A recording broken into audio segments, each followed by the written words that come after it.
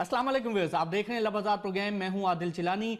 Viewers, आखिरी मार्का इस वक्त सुप्रीम कोर्ट में जारी है पैनामा केस के हवाले से, और दूसरी समाअत की सुप्रीम कोर्ट ने पैनामा केस को लेकर, और अब हर रोज समाअत जारी है और ऐसा लग रहा है कि शायद ज्यादा वक्त सुप्रीम कोर्ट नहीं लेगी, और इस हवाले से मोअज़्ज़ज़ जज ने अपना पॉइंट ऑफ व्यू भी दिया कि हम ज्यादा वक्त नहीं लेना चाहते। अभी तक के जो रिमार्क्स आए हैं सुप्रीम कोर्ट के वो बड़े इंटरेस्टिंग है। आज जो रिमार्क्स आए हैं सुप्रीम कोर्ट के, उसमें यह कहा गया कि वजीर आजम का काम था कि वो लंदन फ्लैट्स के तमाम जराए बताते, स्क्रीन पर आप देख सकते हैं। इसके अलावा उन्होंने ये भी कहा कि पूरे का पूरा मामला जो है वो 4 फ्लैट्स के गिर्द घूमता है, मलकियत के बगैर ट्रस्ट डीड की कोई हैसियत नहीं। और जो अहम रिमार्क्स हैं उसमें सुप्रीम कोर्ट ने कहा कि हम 1 साल से पूछ रहे हैं कि हमें तमाम जो दस्तावेजात हैं, मनी ट्रेल, इसके अलावा डॉक्यूमेंट्री एविडेंस जो है वो फराहम करें, लेकिन आपकी जानिब से फराहम नहीं किया गया। तो अब ही बता दें कि आपके पास। बहरहाल अब देखना यह है कि आगे चलकर ये ऊंट जो है वो किस करवट बैठता है। दूसरी जानिब इसहाक डार के हवाले से भी हम देखें तो शेख मुबारक साहब के एडवाइजर रहे हैं इसहाक डार साहब, और 2.5 मिलियन पाउंड यानी 25 लाख पाउंड जो है वो इन्होंने अपनी तनख्वाह हासिल की 2002 से 2003 के दरमियान, फिर 2004 से 2005, और यूएई के शेख से उन्होंने 82 लाख पाउंड ली। लेकिन जो आम बात यह है कि इसी अरसे के दौरान इसहाक डार साहब जो है वो सेनेटर रहे हैं पाकिस्तान के, तो पाकिस्तान के टैक्स पेयर से भी वो तनख्वाह लेते रहे, और दूसरी तरफ यूएई के अंदर वो शेख मुबारक से भी पैसे लेते रहे। तो 82 लाख पाउंड की सोर्स ऑफ इनकम क्या है, और क्या ये जायज़ है पाकिस्तान के कवानीन के मुताबिक कि आप पाकिस्तान के अंदर भी आप सेनेटर रहें, पब्लिक ऑफिस होल्डर रहें, और दूसरे मुल्क के अंदर भी आप अपनी नौकरी करते रहें। तो इस हवाले से उन पर सीरियस सवालात मजीद उठ गए हैं। इसके अलावा एक और अहम मामला वो ये भी है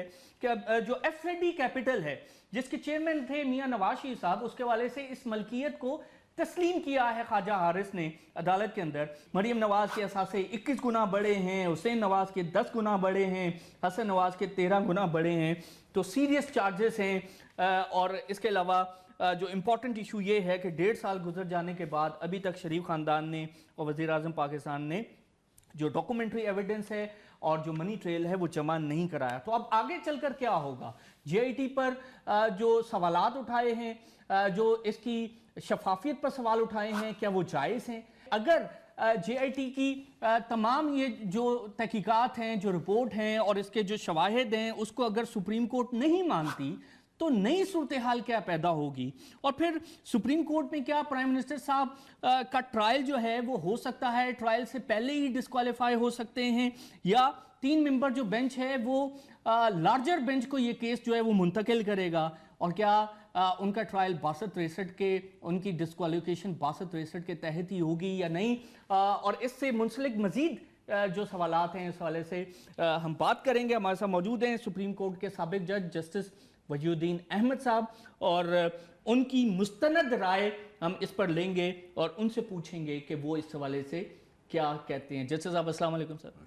बहुत शुक्रिया, thank you for joining me. Sir, आप कैसे देख रहे हैं अभी तक ये जो जेआईटी का पूरा जो पलंदा है, 250 पेजेस की रिपोर्ट, 10 जिल्दें आई हैं, और उसमें डिटेल्स हैं, तमाम डॉक्यूमेंट्स हैं, एविडेंसेस हैं, उस पर सवालात उठाए हैं। ठीक है, उनका पॉलिटिकल राइट है नून लीग का, लेकिन आप समझते हैं कि जो सवालात उठाए हैं नून लीग ने वो जायज़ हैं?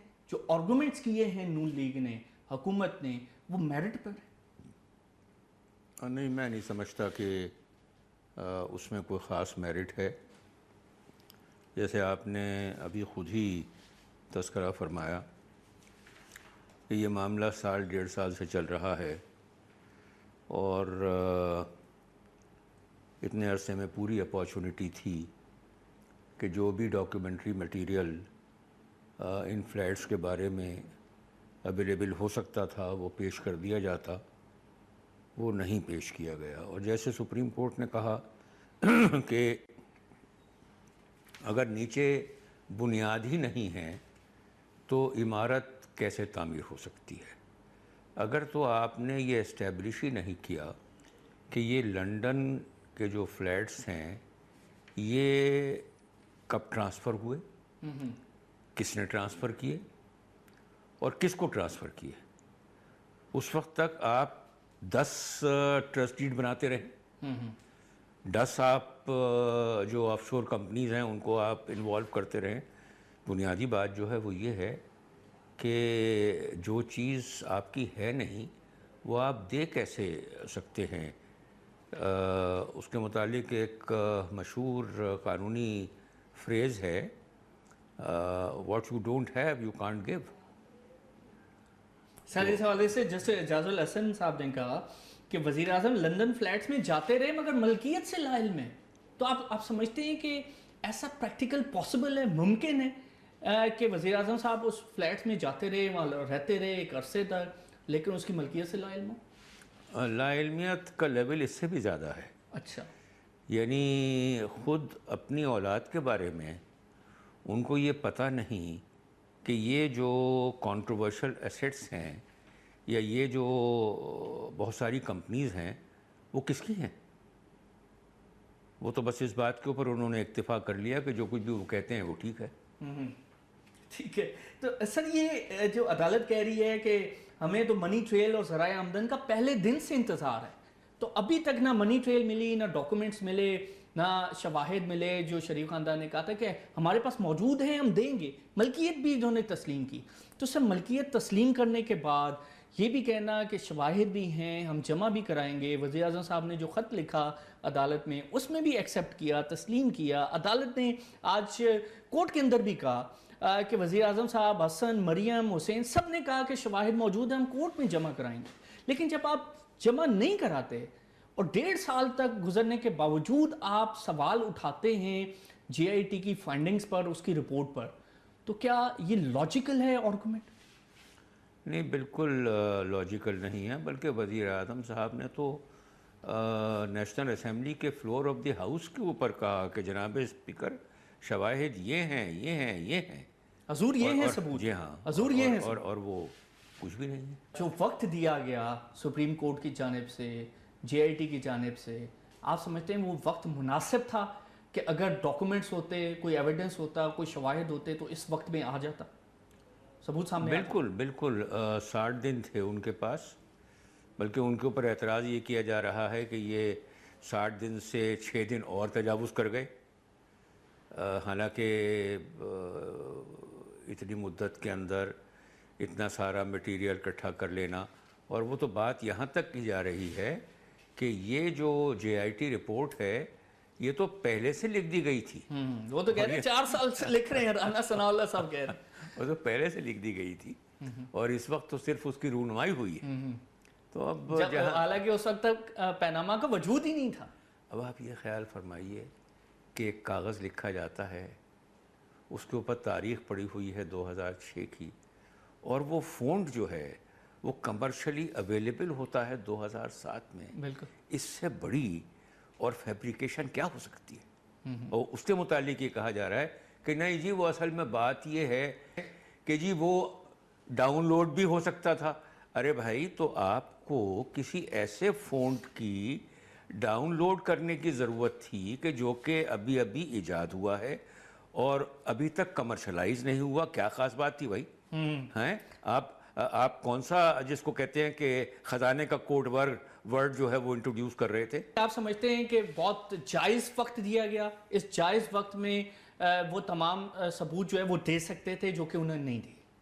بالکل صحیح ہے. دیکھیں بات یہ ہے کہ جو انہوں نے درخواست دی ہے وہ میں نے تھوڑی بہت پڑھی بھی, اخبارات کی رپورٹس بھی پڑھی. وہاں پر وہ جو آبجیکشنز والا اسٹیٹمنٹ ہے, بلکہ درخواست ہے پرائم منسٹر صاحب سے, اس میں میرٹ کے اوپر تو بات شاذ و نادر ہی ہے. وہاں تو یہ کہا گیا ہے کہ صاحب وہ بریگیڈیئر صاحب جو آئی ایس آئی نے نامینیٹ کیے تھے وہ تو آئی ایس آئی کے پے رول پر ہی نہیں تھے, ان کے ساتھ تو کوئی کانٹریکٹ تھا. پھر 2 حضرات اور جو ہیں ان کے متعلق بھی کہ صاحب وہ ایک صاحب جو ہیں ان کی بیگم صاحبہ کو کیو لیگ نے ویمن سیٹ کے اوپر نامینیٹ کیا تھا.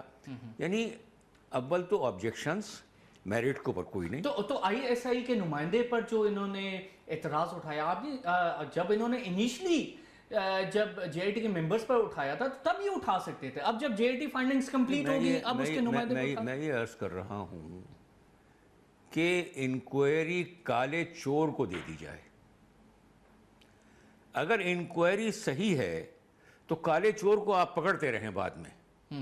آپ تو بات کریں انکوائری کے بارے میں یہ صحیح ہے یا نہیں ہے. بالکل ٹھیک ہے. تو یہ بیکار باتیں ہیں، کوئی اس میں وزن نہیں. اچھا سر، جو میاں صاحب کی آف شور کمپنی جو نکلی ہے FZD کیپٹل، اس کے وہ چیئرمین تھے اور اس میں 10,000 تنخواہ لیتے رہے، لیکن آج انہوں نے سر مانا ہے سپریم کورٹ میں، خواجہ حارث صاحب نے ملکیت مانی ہے، تسلیم کی ہے.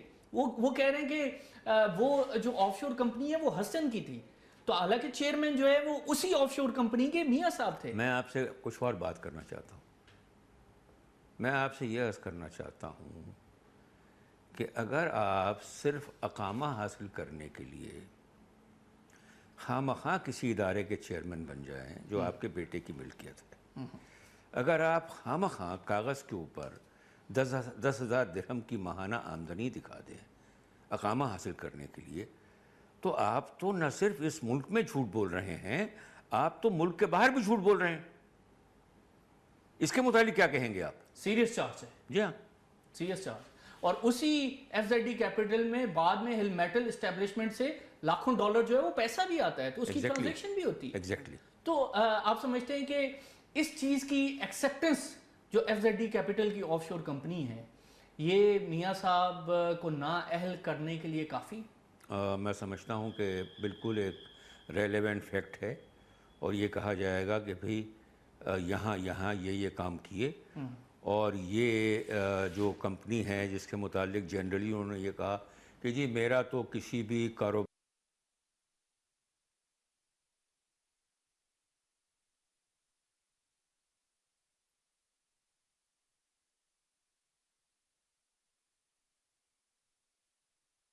مینیجر بھی آپ کو دی تھی. دوست بات. تو سر اگر 2012 میں لیا تو 2013 میں ڈکلیئر کر دیتے یہاں پر، تو 2013 میں ڈکلیئر نہیں کیا، 14 میں نہیں کیا، 15 16 17 آگے. 2012 میں نون لیگ کی پنجاب میں حکومت تھی، اور آپ نون لیگ کے پریزیڈنٹ ہیں. ایبسولوٹ. تو سر اور اسمبلی کے ممبر بھی تھے. بالکل صحیح ہے. تو آپ سر کیا آپ سمجھتے ہیں کہ ان تمام شواہد کے آنے کے بعد، دستاویزات آنے کے بعد، سپریم کورٹ پہ کوئی بائنڈنگ ہے کہ وہ JIT کی رپورٹ کو ایکسیپٹ کرے یا نہ کرے؟ کوئی بائنڈنگ ہے ان پہ؟ نہیں، دیکھیں سپریم کورٹ جو ہے وہ اس طرح کے معاملات میں ڈسکریشن بھی ایکسرسائز کر سکتی ہے، لیکن ڈسکریشن کی اپنی لیمٹس ہوتی ہیں. ٹھیک ہے. 5 رکنی بینچ تھی، اس میں سے 2 نے آپ کے متعلق نااہلی کا ورڈکٹ سنا دیا، 3 نے یہ کہا کہ نہیں جی ہم مزید انکوائری کرانا چاہتے ہیں، مزید انویسٹیگیشن کرانا چاہتے ہیں. وہ سارا پروسیس پورا ہو گیا. آپ جو اس پروسیس ہے اس کے آؤٹ کم کو چیلنج نہیں کر رہے. آپ یہ نہیں کہہ رہے کہ جی ڈاکیومنٹ یہ نہیں یہ ہے. آپ وہاں پر جو لوگ بیٹھے ہوئے ہیں ان کے اوپر کیچڑ اچھال رہے ہیں، غیر متعلق باتیں کر رہے ہیں. وہ الگ بات ہے، اگر وہاں کوئی غلط لوگ ہوں تو ان کو سیپریٹلی ڈیل کیا جا سکتا ہے، لیکن آپ کو تو جو اس وقت کرفس آف دی میٹر ہے اس کو ایڈریس کرنا چاہیے. ٹھیک ہے. تو یعنی بائنڈنگ نہیں ہے لیکن اس کے باوجود ڈسکریشن ہے سپریم کورٹ کے پاس. بات اصل میں یہ ہے کہ کسی بھی چیز کے بارے میں یہ کہنا کہ یہ بائنڈنگ ہے، اب اگر وہ الٹیمیٹلی یہ کہیں کہ جی 184(3) جو ہے وہ تو خود ہی ڈسکریشنری ہے، ہم کسی چیز کو انٹرٹین کریں یا نہ کریں. لیکن بات اب وہ ڈسکریشن سے آگے چلی ہے. اس کی وجہ یہ ہے کہ 2 ججوں نے اپنا فیصلہ سنا دیا ہے. بالکل ٹھیک. اب 3 جو ہیں انہوں نے کہنا ہے یعنی 184(3) پر جو اس سے پہلے ڈیبیٹ ہوئی JIT بننے سے پہلے، آپ سمجھتے ہیں کہ وہ کافی تھی اس کی لیمیٹیشن طے کرنے کی؟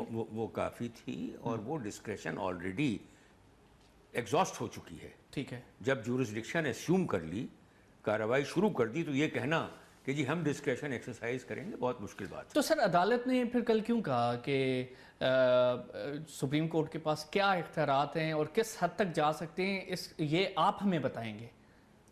جج صاحبان کی جانب سے یہ بھی ریمارکس آئے۔ نہیں دیکھیں، وہ تو بات اصل میں یہ ہوتی ہے نا کہ وکلا کا کام ہے عدالت کو اسسٹ کرنا، ٹھیک ہے، اور خاص طور کے اوپر ان وکلا کا کہ جن کے کلائنٹ کی ٹوٹل اسٹیکس کسی فائنڈنگ کے اوپر ڈیپینڈنٹ ہیں، تو لہٰذا ان سے پوچھا جاتا ہے، اس لیے نہیں کہ عدالت نہیں جانتی، بلکہ اس لیے کہ جی اس سبجیکٹ پہ آپ کا پوائنٹ آف ویو کیا ہے، ٹھیک ہے، تو اس سے زیادہ اس کی کوئی اہمیت نہیں ہے۔ ٹھیک ہے، لیکن آپ سمجھتے ہیں کہ اس کے باوجود 184(3) میں ڈسکریشن بھی ہے، لیمٹس بہت زیادہ بڑھ گئی ہیں اور بہت زیادہ ایکسٹینڈ ہو گئی ہیں، تو اب کچھ بھی سپریم کورٹ جو ہے وہ اپنے اختیارات میں لے سکتے ہیں؟ ہاں کر سکتے ہیں، لیکن جیسے میں نے آپ سے عرض کیا کہ وہ کہا گیا کہ وزیر اعظم نے تمام دستاویزات دینے سے انکار کیا، پہلے کہا دستاویزات موجود ہیں پھر انکار کیا، تو سارے ثبوت شریف خاندان پر ہی ہیں، تو 1.5 سال گزرنے کے بعد کوئی دستاویزات ثبوت کوئی ایویڈنس نہیں دیا، تو کیا اب سپریم کورٹ فردر ٹائم دے سکتی ہے وزیر اعظم صاحب کو، ان کی فیملی کو، کہ ہم آپ کو ایک آخری موقع دیتے ہیں، ایک آخری چانس دیتے ہیں، آپ آئیں اور دستاویزات جمع کرا دیں؟ ٹیکنیکلی تو ایسا ہو سکتا ہے، اور اگر اتنا نہیں تو کم از کم اتنا ہو سکتا ہے کہ وزیر اعظم اگر چاہیں تو پرسنلی عدالت میں آ کر کے اپنی پوزیشن کو ایکسپلین کر دیں، یہ ممکنات میں سے ہے، لیکن میں سمجھتا ہوں کہ جتنا وقت ان معاملات نے لے لیا ہے اب مزید ہی ہے۔ تو لیکن سر نون لیگ کی جانب سے جو اعتراضات اٹھ رہے ہیں، ابھی بھی کہہ رہے ہیں گرگٹ کی طرح رنگ بدلا جا رہا ہے، اور بہت سارے اس طرح کے مغلوظات جو ہے وہ سامنے آ رہے ہیں، وہ کہہ رہے ہیں جے آئی ٹی نے مینڈیٹ کو، کہ جے آئی ٹی کا جو مینڈیٹ تھا، جو 13 سوال تھے، اس سے انہوں نے تجاوز کیا ہے، یا انہوں نے واقعی قانون کے دائرے میں بہترین رپورٹ جو ہے وہ سپریم کورٹ کے سامنے رکھ دی، سفارشات دے دی، اب یہ سپریم کورٹ کی ڈسکریشن ہے کہ اسے مانے یا نہ مانے؟ اب تجاوز کیا ہوتا ہے، یعنی ہم کوئی ہائپوتھیٹیکل کیس کسی پولیس اسٹیشن کی تفتیش کا لے لیتے ہیں، ٹھیک ہے، تفتیش کرنے کے درمیان میں اگر ان کو کوئی اور کرائمز نظر آ جاتے ہیں، کوئی اور ڈیویشنز نظر آ جاتی ہیں، تو ان کو آنکھیں بند کر لینا چاہیے کہ ہم تو فلاں کرائم کی انویسٹیگیشن کر رہے تھے، یہ نئی چیز جو ہے اس کے اوپر ہم ہاتھ کیوں لگائیں؟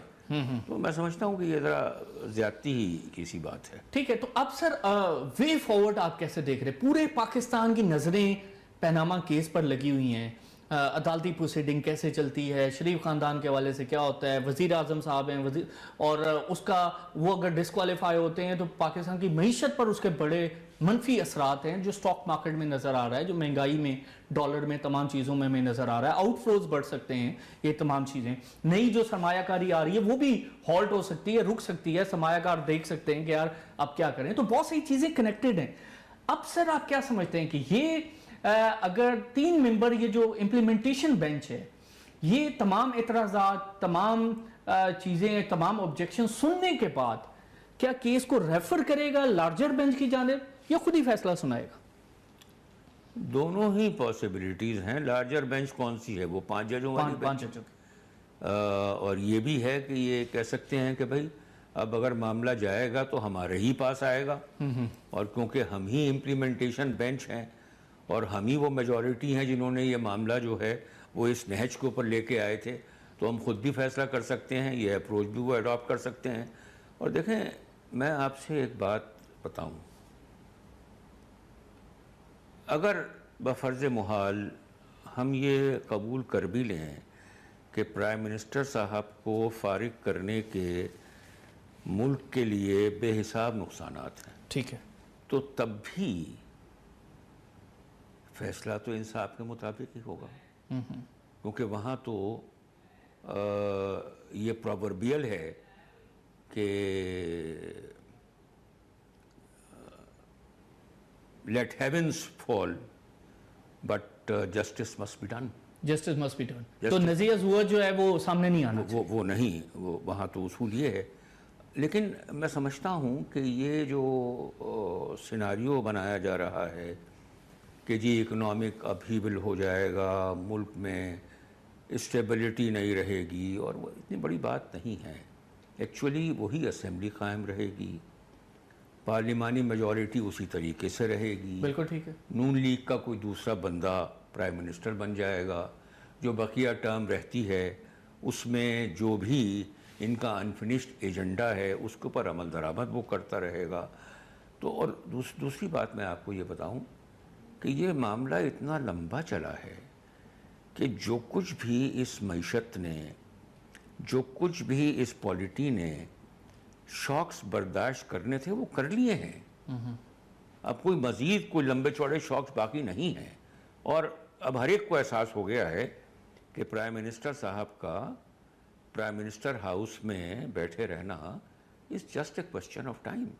لیکن انہیں احساس نہیں ہوا شاید. ان کے بیانات سے تو یہی لگ رہا ہے کم از کم. ان کو احساس بالکل ہے، یقیناً ہے.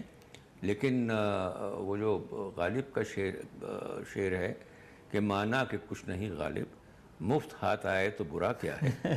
اگر تو مفت کے اندر پرائم منسٹرشپ اور چل سکتی ہے تو کیا بری بات ہے. بالکل صحیح ہے. سر اب آپ سمجھتے ہیں کہ یہی جو امپلیمنٹیشن بینچ آپ نے فرمایا کہ یہ بھی کر سکتا ہے فیصلہ، اور لارجر بینچ جو 5 ممبر بینچ ہے وہ بھی کر سکتا ہے اور اسے ریفر بھی کر سکتا ہے، تو کیا آپ سمجھتے ہیں کہ معاملہ جو ہے اب کلیئر کٹ ٹرائل کی طرف جا رہا ہے، یا آپ سمجھتے ہیں ڈسکوالیفیکیشن کی طرف جا رہا ہے؟ دونوں طرف ڈسکوالیفیکیشن بھی ہوگی، دونوں طرف، اور ٹرائل بھی ہوگی. ٹھیک ہے. تو سر ٹرائل پھر کس قانون کے تحت ہوگا؟ آپ سمجھتے ہیں کہ جو نیب آرڈیننس ہے 1999 کا، اس کی شق 9 اور 10 کے تحت ہوگا، یا کسی اور قانون کے تحت؟ وہ بھی ہوگا. اور ایک 1977 کا قانون ہے پبلک آفیسرز ڈسکوالیفیکیشن آرڈر 1977، تو اس کے ماتحت بھی ہوگا ڈسکوالیفیکیشن. روپا جو ہے، ہاں جی، روپا کے تحت، جی، representation of peoples republic act 1977. Disqualification order ہے 1977 کا.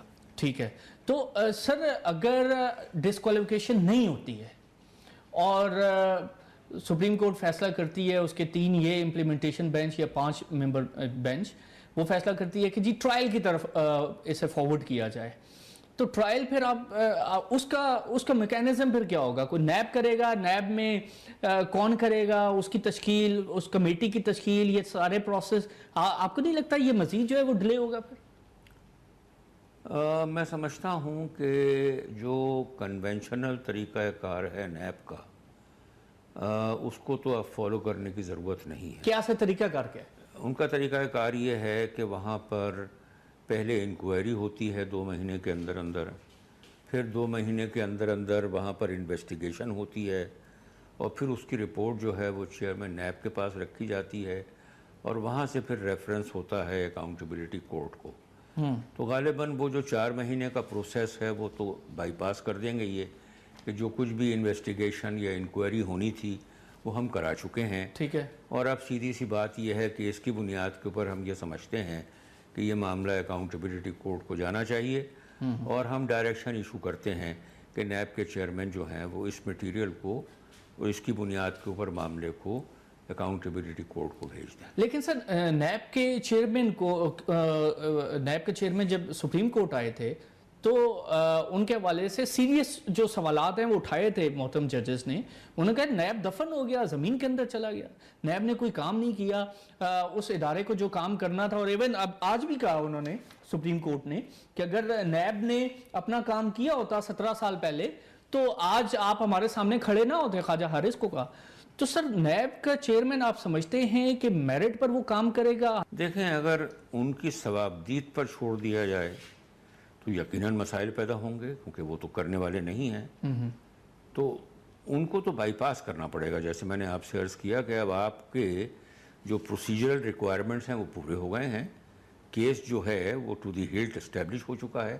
اب آپ کو صرف فارمل ریفرنس کرنا ہے، وہ آپ کر دیں. لیکن ساتھ میں مجھے یقین ہے کہ یہ جو ادارے ہیں، جیسے نیب کا ادارہ ہوا یا FIA ہوا یا SECP ہوا یا FBR ہوا، even state bank of Pakistan, مجھے اس بات کے اوپر یقین ہے کہ سپریم کورٹ پارلیمنٹ کو ریکمنڈیشنز بھیجے گی کہ ان قوانین میں ترمیم کرنے کی ضرورت ہے، ٹرانسپیرنسی لانے کی ضرورت ہے، اور اس بات کو ایشور کرنے کی ضرورت ہے کہ وہ لوگ، وہ پبلک آفس ہولڈرز جو سارے ملک کو، ساری قوم کو چلا رہے ہیں، اگر تو وہ اپنی اکاؤنٹیبلٹی خود ہی کریں اور وہ اکاؤنٹیبلٹی کا پروسیس ایسا رکھیں کہ 20 سال گزر جائیں لیکن کوئی مسئلہ حل نہ ہو، تو آپ مہربانی کر کے ان لائنز کے اوپر ان قوانین میں امینڈمنٹس لے کر کے آئیے، وہ کر سکتے ہیں، غالباً کریں گے۔ یعنی آپ یہ کہہ رہے ہیں کہ نیب کا جو طریقہ کار ہے، کمیٹی بننا، انکوائری ہونا، تمام چیزیں، وہ شاید سپریم کورٹ نہ کرے، لیکن ڈائریکٹ جو ہے وہ کسی کمیٹی کے تحت اس کی امپلیمنٹیشن جو ہے کسی کمیٹی کے نہیں، نیب کے چیئرمین کو ڈائریکٹ کریں گے کہ یہ معاملہ جو ہے یہاں تک آ چکا ہے، اب آپ کو صرف اس کو فارملی ریفر کرنا ہے، آپ کر دیں۔ ٹھیک ہے، ٹھیک ہے۔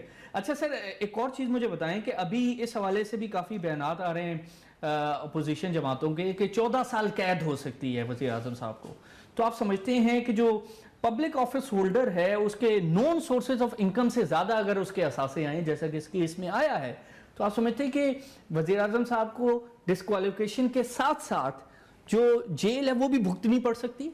فوراً سے نہیں، اس کی ٹرائل ہوگی، اس کا ٹرائل ہوگا، اور وہاں پر اگر تو سیریس کنکلوژنز سامنے آتے ہیں، جیسے کہ بظاہر آپ نے خود ہی بتایا کہ کسی کے ایسیٹس جو ہیں وہ اتنے گنا بڑھ گئے، کسی اور کے اتنے گنا بڑھ گئے ایسیٹس، تو یہ باتیں اگر وہاں سامنے آتی ہیں تو پھر وہ پاسبلٹیز جو قوانین میں موجود ہیں، لیکن اس میں ایک بات کا یہ خیال رکھنا چاہیے کہ یہ پنشمنٹس جو ہیں یہ الٹیمیٹ پنشمنٹس ہیں، اس سے زیادہ نہیں ہو سکتی، اس سے کم بھی ہو سکتی ہیں، اس سے کم بھی ہو سکتی ہیں۔ تو کیا یہ پنشمنٹ جو ہیں وہ صرف وزیر اعظم صاحب کے لیے ہوں گی یا ان کے باقی خاندان کے لیے بھی ہوں گی؟ اب وہ ڈیپینڈ کرے گا کہ کن لوگوں کے کیا ایکسٹینویٹنگ سرکمسٹینسز ہیں، اور پبلک آفس ہولڈرز کی بات ذرا ڈیفرنٹ ہے، اور پرائیویٹ لوگوں کی بات، جو یہ تینوں حضرات، وہ خاتون بھی اور ان کے بھائی بھی پرائیویٹ لوگ ہیں، ان کی بات ذرا ڈیفرنٹ ہے۔ جسٹس صاحب بہت شکریہ، thank you very much. Viewers ہمارے ساتھ موجود تھے جسٹس وجیہ الدین صاحب، اور ان کا پوائنٹ آف ویو ہم نے آپ کے ساتھ شیئر کیا۔ تو جسٹس وجیہ الدین صاحب نے کہا کہ ڈسکوالیفیکیشن بھی ہو سکتی ہے اور اس کے ساتھ ساتھ ٹرائل بھی ہو سکتا ہے، تو یہ دونوں چیزیں ساتھ ہو سکتی ہیں۔ اب دیکھنا یہ کہ آنے والے دنوں میں صورتحال کیا پیدا ہوتی ہے۔ ہمیں بریک لینی ہے، اور بریک سے آنے کے بعد ہم پیناما کیس کا جو اکنامک اینگل ہے اس کو ڈسکس کریں گے کہ کتنے اس کے منفی اثرات سسٹم پر پڑ رہے ہیں، اور کیا ہمارے سسٹم میں مزید کیپیسٹی ہے مزید بوجھ برداشت کرنے کی۔ اور عام انویسٹر کے سابق جسٹس جناب وجیہ الدین احمد صاحب سے، اور انہوں نے کہا کہ موجودہ حالات میں ایسا لگ نہیں رہا کہ نواز شریف صاحب کی فیملی جو ہے وہ بچ پائے گی، اور دو ہی آپشن ہیں ابھی ان کے سامنے، ان کے خیال کے مطابق، کہ یا تو وہ ڈسکوالیفائی ہوں گے یا ان کے خلاف ٹرائل ہوگا، اور یہ دونوں چیزیں بھی ہو سکتی ہیں۔ بہرحال دیکھنا یہ ہے کہ آنے والے دنوں میں صورتحال کیا پیدا ہوتی ہے، لیکن اہم بات جو انہوں نے کی بریک سے پہلے کہ شریف خاندان کو بڑا مناسب وقت دیا گیا، لیکن میرٹ پر کوئی آرگومنٹ انہوں نے نہیں دیا ہے۔ اب دیکھنا یہ ہے کہ کیا وزیر اعظم صاحب ٹرائل سے پہلے ڈسکوالیفائی ہوتے ہیں یا 62-63 پر ہی سپریم کورٹ جو ہے انہیں فارغ کر دیتی ہے، کیونکہ ابھی تک جو جج صاحبان کے بیانات آ رہے ہیں ان سے لگ نہیں رہا کہ وہ مطمئن ہوئے ہیں شریف خاندان کی جانب سے وزیر اعظم صاحب نااہل ہو سکتے ہیں۔ یہ آئینی اور قانونی ماہرین کی رائے ہے۔ اب اکنامک فرنٹ پر کیا ہو رہا ہے، ہم اس حوالے سے بات کریں۔ اسکرین پر آپ دیکھ سکتے ہیں، سب سے پہلے ہم آپ کو دکھاتے ہیں سٹاک مارکیٹ۔ تو سٹاک مارکیٹ $530 ملین کا آؤٹ فلو ہو چکا ہے پچھلے ایک سال میں۔ 24 مئی 2017 کو سٹاک مارکیٹ نے آل ٹائم ہائی ٹچ کیا تھا 52,878 کا، اور اب مارکیٹ تقریباً 44,000 پر آ چکی ہے، 14% مارکیٹ گری ہے۔ $530 ملین کی انویسٹمنٹ تھی وہ مارکیٹ سے نکل چکی۔ تجارتی خسارہ $32 ارب پر موجود ہے۔ یہ پاکستان کی ہسٹری میں اتنا نہیں ہوا کہ $32 ارب کسی بھی زمانے میں کسی بھی دور حکومت میں تجارتی خسارہ ہوا ہو، 30% یہاں اضافہ ہوا ہے۔ پھر سرمایہ کاری اگر ہم اس کی بات کریں تو جون کے مہینے میں 26% سرمایہ کاری گری ہے۔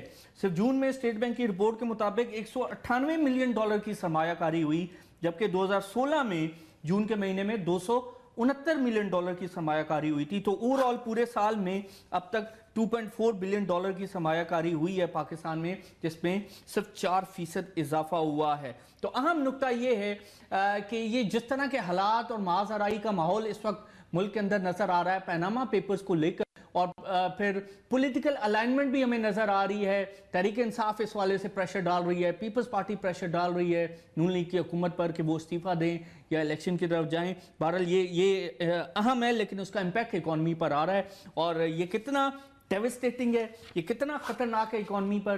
क्या पाकिस्तान की मईशत ये सारा झटका बर्दाश्त कर सकती है, या फिलहाल मौजूदा सूरत हाल में पाकिस्तान की इकॉनमी जो है वो इस चीज़ की मुतहम्मिल नहीं हो सकती? हमारे साथ मौजूद है मंजर नकवी साहब, एग्जीक्यूटिव एडिटर हैं, सीनियर साफ़ी हैं, उनका पॉइंट ऑफ व्यू लेते हैं। सर अस्सलाम वालेकुम। बहुत शुक्रिया sir, thank you very much. Sir ये एक तरफ तो पनामा पेपर्स है, दूसरी तरफ हम ये भी देख रहे हैं कि पनामा पेपर्स के साथ साथ जो ओवरऑल JIT की तहकीकात के हवाले से जो शफाफियत के सवालात उठाए गए, जो दूसरी तमाम चीज़ें हुई, और मुकम्मल एक डिफरेंट सिचुएशन हमें नज़र आई है नून लीग और पीपल्स तहरीक इंसाफ के दरमियान, और ये माज़राई शायद बढ़ती हुई नज़र आए आगे आने वाले दिनों में। सो कानूनी जंग है, अखलाकी तौर पर शायद वज़ीर आज़म साहब को इस्तीफ़ा दे देना चाहिए था। अब लेट्स सी कोर्ट क्या फ़ैसला करती है, लेकिन इसके जो इम्पैक्ट हैं बिजनेस कम्युनिटी पर, स्टॉक मार्केट पर, सरमायाकारी पर, और इसके अलावा फ्यूचर इन्वेस्टमेंट्स पर, वो आप कैसे देख रहे हैं? जहाँ तक आपने कहा अखलाकी तौर पर इस्तीफ़ा दे देना चाहिए था, इन्हें अखलाकी तौर पर उस वक्त इस्तीफ़ा दे देना चाहिए था जब ये पनामा पेपर्स लीक हुए थे, आज से 1.5 साल पहले। तो सिचुएशन इस वक्त बिल्कुल मुख्तलिफ होती, इनका सियासी ग्राफ भी ऊपर होता, इनकी इज़्ज़त भी अवाम में बहुत ज़्यादा होती, मगर इन्होंने अभी अपोजिशन की मुखालफत से पहले ख़ुद ही उसको क्लैरिफिकेशन, और इनके कुछ ख़ानदान के लोग, इनके अपने हवारी जो 4, 5, 6 जो इनके हर वक्त एडवाइज़र हैं, उन्होंने एक्सप्लेनेशन करनी शुरू कर दी सूरत हाल की, और इनकी अपनी फैमिली के जो हसन, हुसैन, मरियम, इन लोगों के आपस के बयानात मुताज़ाद थे कि मेरे नाम कोई फ्लैट नहीं है, मेरी यहाँ पाकिस्तान में कोई जायदाद नहीं है, इसी तरह हुसैन नवाज़ के। तो इन्होंने अपना केस खुद ख़राब किया। वो ख़राब होता होता आज इस नहज पर आ गया कि जहाँ पता लग रहा है कि ये बच ही नहीं सकते, और उसमें चीज़ें ऐड होती गई। फिर अपोजिशन बाद में कूदी, पहले इन्होंने इस केस को अपने खुद ख़राब किया। ठीक है, ठीक। अब रहा कि इकोनॉमी पे क्या असर पड़ेगा। इकोनॉमी तो जब से नवाज शरीफ गवर्नमेंट आई है, आप इकोनॉमी के ग्राफ देख लें, आप अपने फॉरेन डेट्स देख लें, आपने अभी बताया कि 32 अरब का ट्रेड डेफिसिट है, बल्कि उससे भी ज़्यादा है, और ये हर साल बढ़ता जा रहा है, और इस साल रिकॉर्ड सतह पर है। फिर फॉरेन रिमिटेंसेस भी आपकी हमेशा बढ़ रही थी, $20 अरब तक जा रही थी, वो भी 15 तक आ गई, वो भी आपकी कम हुई हैं। तो सारे इकनॉमिक इंडिकेटर जो भी हैं वो वैसे ही उनका ग्राफ नीचे की तरफ आया है। ये कुछ भी कहते रहे, वो पहले ही ग्राफ इकोनॉमिक इंडिकेटर का नीचे आया, वो पहले ही आ रहा था, इसकी वजह से नहीं आया। अब हाँ, इसकी वजह से नहीं आया, वो पहले ही चल रहा था। अब इसकी वजह से वो उसमें और ज्यादा ऐड हो जाएगा। लेकिन स्टॉक मार्केट तो उसके बाद गिरी। आप देखिए 24 मई को सर, स्क्रीन पर देख सकते हैं, 24 मई को स्टॉक मार्केट तकरीबन 53,000 पर थी। तो 24 के मई के बाद जो ही JIT की फाइंडिंग्स या कोई नई चीज निकल रही थी, स्टॉक मार्केट पर रिएक्शन आ रहा। स्टॉक मार्केट के हवाले से बात कर दूं कि इनके दौरे हुकूमत में स्टॉक मार्केट ही बढ़ी है। उसकी बेसिक वजह ये हुई है कि लॉ एंड ऑर्डर की सिचुएशन पाकिस्तान में बेहतर हुई, जिससे फॉरेन फंड्स आना शुरू हुए, फॉरेन इन्वेस्टमेंट आना शुरू हुई, CPEC की खबरें आई, सारे इकोनॉमिक इंडिकेटर चले, और CPEC की खबरों से और फॉरेन फंडिंग से और बेसिकली लॉ एंड ऑर्डर की सिचुएशन से बाहर के लोग पाकिस्तान आना शुरू हुए। तो आपका इंडेक्स 53 तक चला गया। उसके पीछे उसमें इनकी भी एफर्ट्स थी, लॉ एंड ऑर्डर की सिचुएशन से स्टॉक मार्केट बेहतर हुई। लेकिन जैसे ही अब ये पनामा पेपर्स की और JIT की रिपोर्ट आते ही मार्केट 2000 से ज़्यादा एक दिन में गिरी है। जो इकोनॉमिक सूरत हाल है वो पनामा पेपर से डायरेक्ट उसका ताल्लुक नहीं है, उसमें गवर्नेंस, उसमें गलत पॉलिसियाँ और उसके अलावा दूसरे तमाम मसाइल भी शामिल हैं। इस हवाले से बात करते हैं। मेरे साथ मौजूद है खालिद तवाब साहब, आप साबिक वजीर तिजारत और सनत सिंध रहे हैं, उनका पॉइंट ऑफ व्यू लेते हैं। खालिद साहब अस्सलाम वालेकुम। सर बहुत शुक्रिया मेरे साथ लाइन पर रहने का। सर आप कैसे देख रहे हैं ये पनामा पेपर्स, दूसरी तरफ जो सियासी माज़राई है और तीसरी तरफ जो पाकिस्तान की मईशत है, तीनों को अगर आप जोड़ते हैं तो आप समझते हैं कि पाकिस्तान का जो सिस्टम है ये इस पूरी पिक्चर को बर्दाश्त करने का मुतहम्मिल हो सकता है कि एक तो माजराई हो, सियासी अदम इस्तेकाम हो और तीसरी तरफ पाकिस्तान हो और मजीद उसका इम्पैक्ट आ जाए, तो क्या हम बर्दाश्त कर सकते हैं? हम बड़ा अप्रिशिएट करते हैं कि इस मुल्क में अकाउंटेबिलिटी का प्रोसेस जो है वो शुरू हुआ है और अकाउंटेबिलिटी जो है वो हाईएस्ट लेवल प्राइम मिनिस्टर से शुरू हुई है। सारी कौम इस बात को बड़ा अप्रिशिएट करती है कि ये बड़ा अच्छा इक़दाम है। लेकिन इसके साथ साथ मैं इसको ये बताऊं कि माशी तौर पर जो है वो इसका बड़ा खराब असर पड़ रहा है। वो अकाउंटेबिलिटी की वजह से फर्क नहीं पड़ रहा, बल्कि वो फर्क पड़ रहा है जो एक मीडिया में जो चीजें चल रही हैं।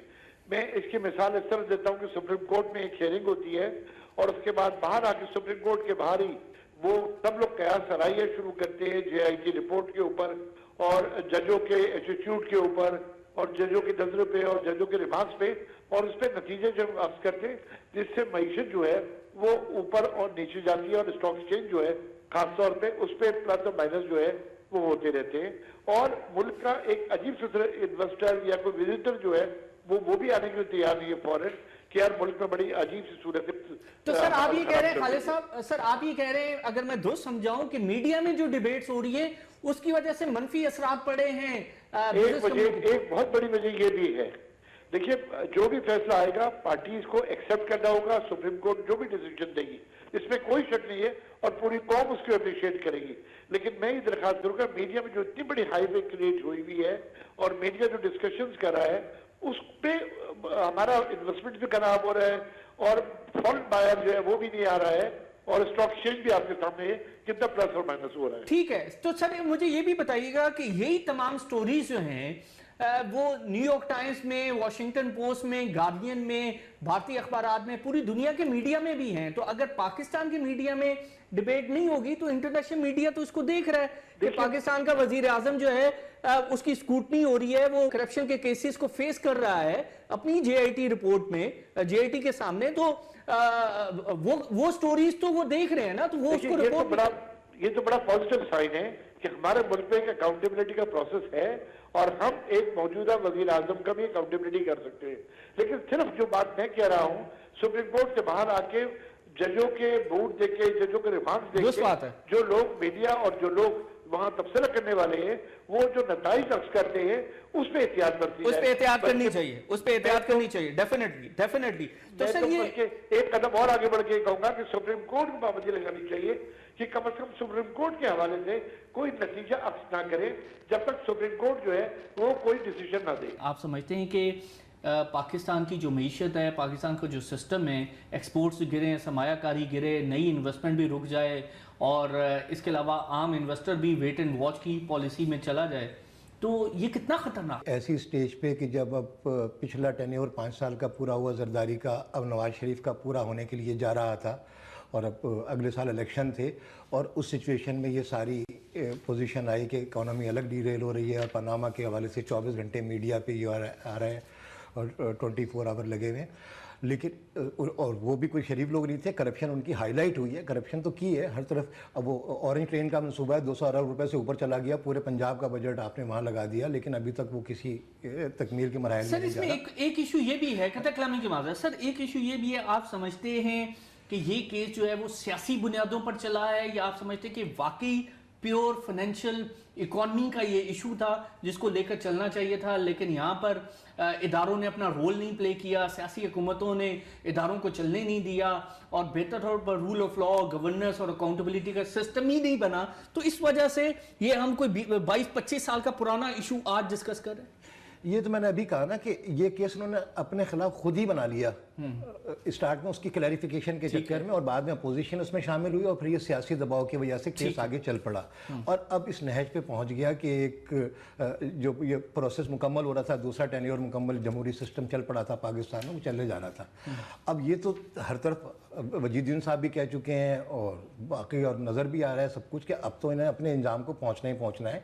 सर ये जो $5 अरब एक्सपोर्ट्स गिरी हैं, इसके अलावा तजारती खसारा जो $32 अरब का है, करंट अकाउंट 10-10.5 अरब पे चला गया, कर्जे 23,000 अरब, और आप समझते हैं कि ये प्योर जो है, ये प्योर मसला है नून लीग की माशी पॉलिसियों का और इन माशी पॉलिसियों का ताल्लुक नहीं है पनामा से? रुपए की कदर भी इसमें ऐड कर लें, रुपए की कदर भी ऐड हो गई। और इससे पहले भी जब भी मुस्लिम लीग की नून की हुकूमत आई है, जो इनके माहिर माशियत आए हैं, और डॉलर के साथ क्या होता है, एक दफ़ा तो उन्होंने फ्रीज़ कर दिए थे और वो आज तक भुगत रहे हैं उस सारे मामलात को। तो इनकी नाअहली से मईशत ख़राब हुई है और हम पे कर्ज़ों का बोझ बढ़ गया है। तो नाअहली से मईशत खराब हुई, पैनामा से नहीं हुई। पैनामा ये दो हमें डिफरेंशिएट करना। बिल्कुल, इनकी नाअहली से मईशत खराब होना शुरू हुई और ये इन्होंने कर्जे हम पर चढ़ा और सियासी अदम इस्तेकाम से ज्यादा इम्पैक्ट, ज्यादा इम्पैक्ट पड़ा।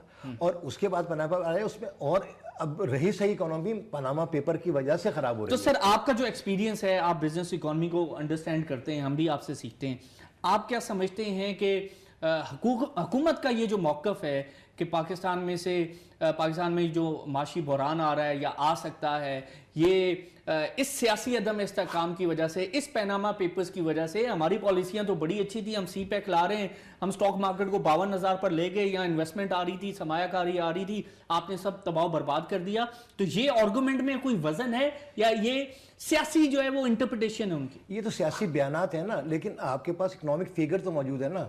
जब आप आए थे तो कर्जा कितना था पाकिस्तान पर, उस वक्त इकोनॉमिक इंडिकेटर कहाँ थे, उस वक्त डॉलर रुपए की कदर क्या थी, इस वक्त क्या है, इन सारी चीज़ों, ये तो आपके सामने की बात है। ये तो अपने बयान देंगे हमने बहुत अच्छा किया है, लेकिन जो अच्छा किया है वो ऑन ग्राउंड ऑन पेपर्स क्या नज़र आ रहा है हमें। तो इनकी इकोनॉमी, क्योंकि एक चार्टर्ड अकाउंटेंट आपका वजीर ख़जाना बना हुआ है और वो अपने कारोबार भी चला रहे हैं, ये वजीर आज़म है और मुल्क को भी चला रहे हैं और अपने कारोबार भी चला रहे हैं। और उनके अपने भी अभी रिसेंटली पेपर्स रिलीज हुए जो हम ब्रेक से पहले दिखा भी रहे थे, जो उनके अपने खत हैं कि शेख मुबारक के पास वो जॉब कर रहे थे एज एडवाइजर और तकरीबन 1 अरब रुपया उन्होंने वहां से पाकिस्तान में भेजा और उसी टाइम पे 2002 से 2005 में वो सेनेटर भी थे मुल्क के। तो as senator, as public office holder आप किसी और मुल्क में दूसरी जगह जॉब ही नहीं कर सकते। और फिर वो जो पैसा आया उसके कोई डॉक्यूमेंट्री एविडेंस नहीं था, क्या वो कैश में मिला, क्या वो चीजें, तो उन पर भी संजीदा सवालात JIT ने उठाए हैं। तो अब सर मुझे बताइए कि पाकिस्तान में अब करंट सिचुएशन को मद्देनजर रखते हुए आगे आने वाले सिनेरियो में आप कैसे देख रहे हैं? अगर फैसला मियां साहब के खिलाफ आता है, पाकिस्तान में मईशत कहाँ खड़ी होगी, स्टॉक मार्केट कहाँ खड़ी होगी, सरमायाकार क्या देख रहा होगा?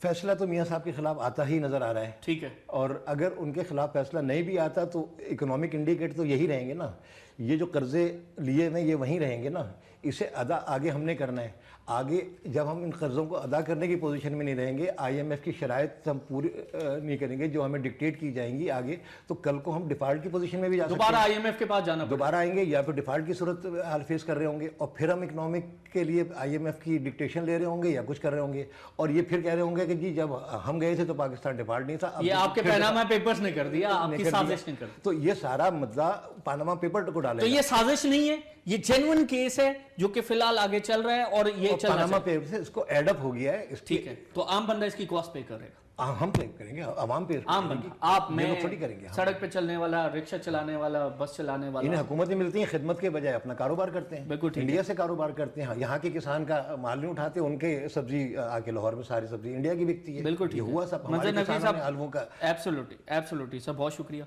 Thank you very much. मंजर नकवी साहब हमारे साथ मौजूद थे, उनका तजिया हमने लिया।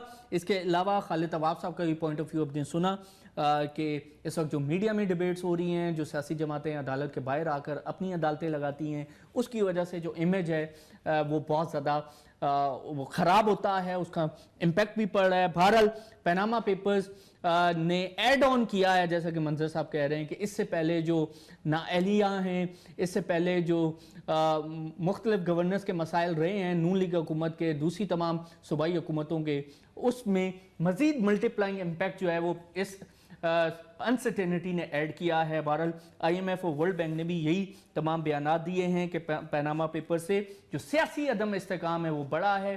सो करप्शन का मामला रिजॉल्व होना इंतहाई ज़रूरी है, तभी जाकर जो एक्चुअल इन्वेस्टर है, जो क्वालिटी इन्वेस्टर है, वो किसी भी मुल्क में आकर सरमायाकारी करेगा। ऐसा लग नहीं रहा मौजूदा हालात देखकर, जजेस के बयानात देकर, कानूनी आइनी माहिरीन के राय सुनकर कोई बेहतर ऑप्शन मियां साहब के पास है मासवाए इसके कि वो रिज़ाइन दें, अदरवाइज उनके खिलाफ बड़ा केस अदालत में मौजूद है, तो कन्विक्शन भी हो सकती है और फिर ट्रायल भी हो सकता है। लेट्स सी आने वाले दिनों में क्या सूरत हाल पैदा होती है। हमारी तो से कुछ आदिल जिलानी को इजाज़त दीजिए, اللہ حافظ.